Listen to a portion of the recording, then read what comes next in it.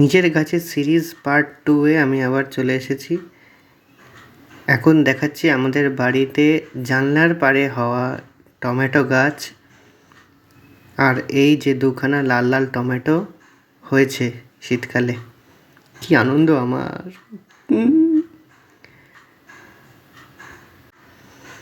আর এই লাল লাল টমেটোগুলো হয়েছে দেখো জানলার পাড়ে 3টে ছোট ছোট 5 ইঞ্চির টবে আমি পুঁতেছিলাম। সেই গাছগুলো আজকে এত বড় হয়ে এখন এত ফল দিয়েছে, আর এখন 2টো পেকেও গেছে।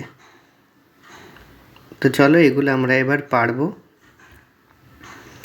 এই টমেটোগুলো আমি এখন একটু পাড়ার চেষ্টা করি, দেখি একটু পাড়তে কিরম ভয় ভয়ও করে। এই একটা পেরে নিলাম, দেখি আর একটা চেষ্টা করি।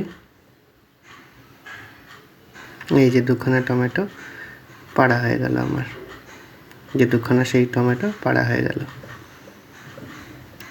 নিজের গাছের ফল, হ্যাঁ, এই নিজের গাছের ফল পাড়া হয়েছে, নিজের গাছের সবজি, কি মজা।